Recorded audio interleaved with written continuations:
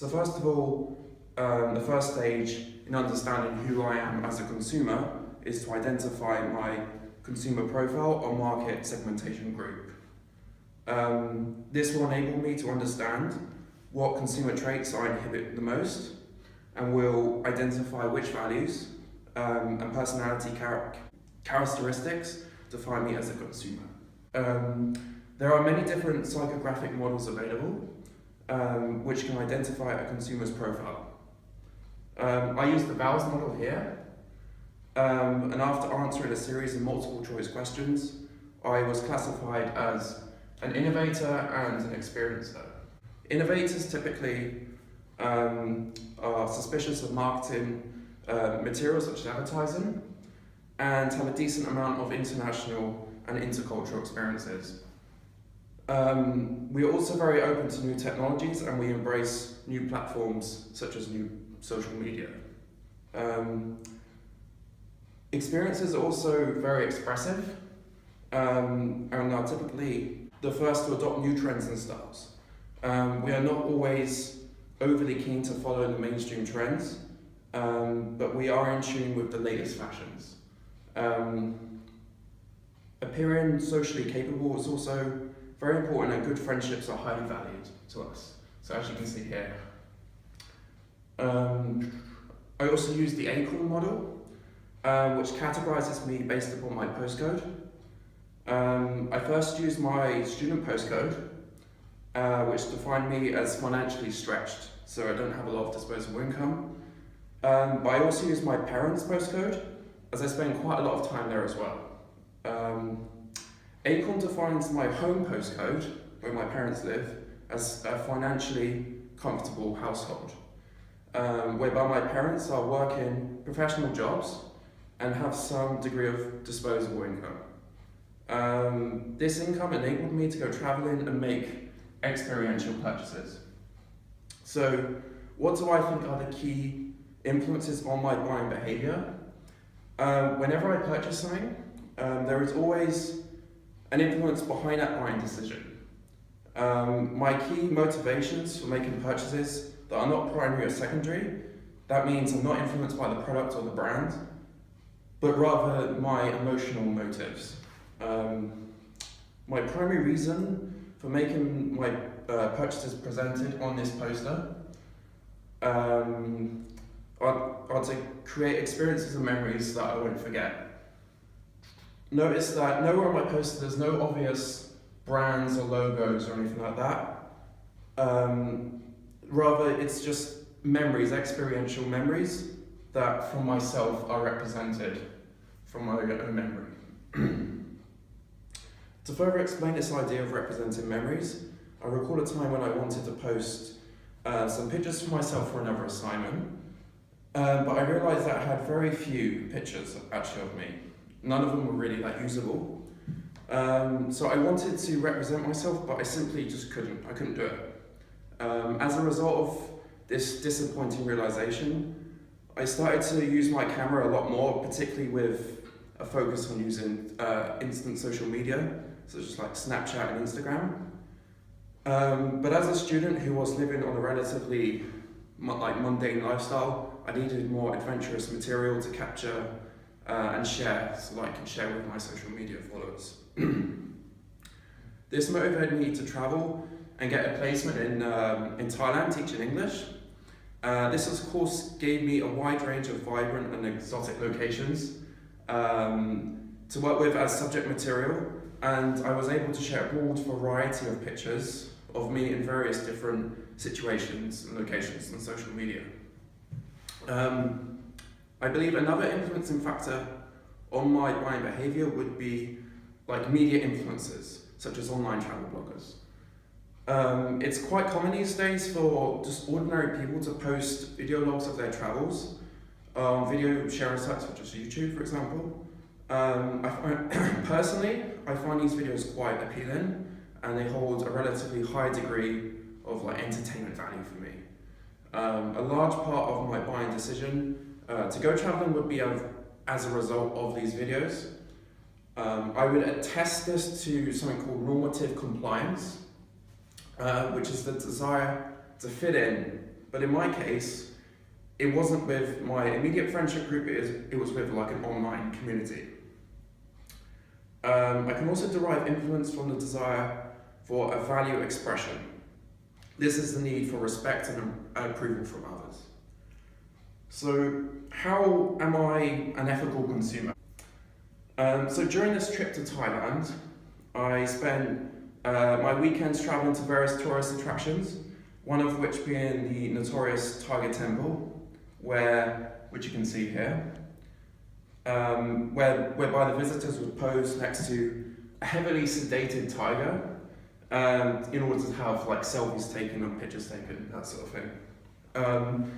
At the time, I was largely unaware of the treatment of the tigers, but I was still a little bit suspicious, and I had some conscience of my unethical consumption behaviour.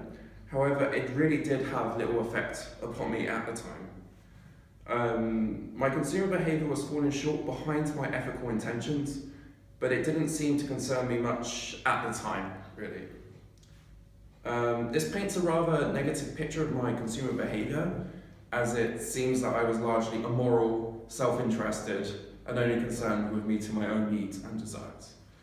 However, there is a lack of research into this self-serving nature of consumer behaviour, but one known concept, which is known as consumer dishonesty, does explain this a little bit, which you can see in my scoping document. There are many factors which would drive my dishonest and unethical consumer activities. Despite the growth in ethical consumption practices and awareness in recent years, ethics still does not, in my opinion, form a significant role in my primary purchasing decisions. For me at least, it is the experience on offer that I was interested in the most part. Ethical considerations took more of a secondary role in my purchasing decision making. So, ways in which I could prevent unethical tourism in the future would be to take some kind of screening, like research before I leave. This involves researching the various tourist attractions on offer and considering a particular organisation's ethical and sustainability records and practices. From that, I could then become a more informed, ethical consumer, and I would be able to travel with a much clearer conscience. If I do identify anything that I do consider unethical, then I could engage in boycotting behaviour and take my business to alternative, more sustainable attractions. So how does my buying behaviour apply to my theory, and what are the problems with this? So, one of the most fundamental influences upon my consumer behaviour is the value that I place upon memorable experiences, as opposed to simply just purchasing materialistic or tangible objects. So, as I keep saying, the experiential perspective for me it really defines who I am. So one way in which I do purchase experiences is through video games. So you can see we have FIFA running here. Usually I like to spend my free time socialising with friends down the pub, or we go to their place or whatever. But as many of my friends, they've either moved away, they're busy with working, they have academic commitments. I often end up spending a lot of time by myself. And of course, you can watch TV, you can watch movies, but really, the most enjoyable thing I can do is like play video games, because they have this interactive nature to them. So one of the concepts is from Moen, and he has the behavioural perspective and the experiential perspective, and these are the two most significant theories which explain my buying behaviour. To me, video games are experiential purchases. Even though many video games come in discs or in boxes, they offer experiences. So that's adventures, stories, challenges, and thus creating memories. However, one aspect to note is that video games are both cognitive and affective. They are cognitive because I was purchasing based upon rational thought, such as new features, online gameplay, better graphics, that sort of thing. But it was mostly affective because I had loyalty to to a certain franchise. They were exclusive to a particular platform that I was faithful to. They had appealed to a certain genre that I was passionate about, such as racing or strategy.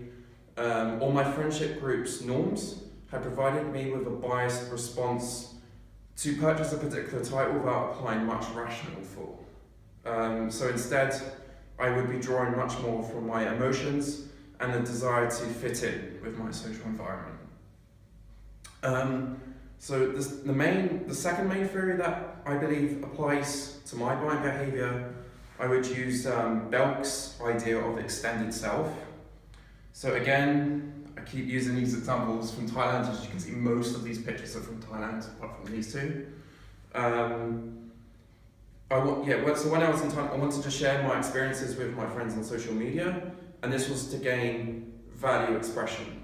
This is the approval from others, which is what I mentioned earlier. So I placed really a little, almost a no value, in tangible objects such as souvenirs, so much that I would really I'd much rather take high quality photos as dematerialized possessions, which I could then share on social media and I could store on multiple devices.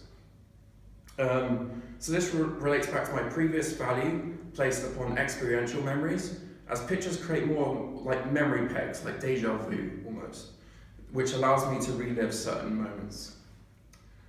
So the theory of Belk's self-contact is useful when analysing why I have placed values on photos rather than souvenirs. Ultimately, Belk says we are what we have, and this is the most essential yet influential form of consumer behaviour. Mitchell goes further and states that you are what you consume, and that is the concept, and this concept of self can be broken down into various components, including character, success, and personality traits, among others. These concepts predate the social media revolution. However, despite this, currently it's quite common to generate a perception of somebody purely through the looking glass of social media. So as I was traveling through Thailand, I wanted to generate a picture of myself of being adventurous, independent, capable, and well-traveled. And the easiest and best way of doing this, in my opinion, was through sharing pictures on social media, predominantly Facebook at the time. So really our identity is reflexive. We are who we make ourselves. But in today's world, in a digital era, we are what we post. And the lines between being online and offline are increasingly becoming blurred as my digital self merges with my online self, and it's really difficult to differentiate between the two. So finally, I will be making some recommendations to marketing managers from all these points I've been talking about. Ultimately, the purpose of conducting an SPI analysis of my own consumer behavior is to advertise, to advise to marketing managers what is the most appropriate marketing strategies that a company should use. Now that I've addressed my behaviors, I now am in a position to recommend what the best strategy should be. So firstly, as I'm an experiential consumer, marketers must be able to embrace digital technology programs, particularly on social media. And this will gain access to my consumer group, and this is ever growing. There must be an emphasis on the social aspect of media, as this is what drives my attention and motivation to engage with brands and products, and my digital self is what I use to create my own personal image. Therefore, marketing managers must ensure that their brand image is considered valuable for my type of consumer. I'm happy to buy products and services, providing there is an experiential outcome to such purchases. Marketers must also reach out to media influencers such as YouTubers, as they are the type of media that I consume the most. Secondly, whilst ethics are not that big of a concern for me, I will avoid buying certain products and services from particular companies if their ethics are especially bad. You see that example with the tiger picture. So simply put, marketing managers must ensure that they promote ethical stances, and business owners must ensure that their company's operations are sustainable and ethical as to not offend the typical consumer.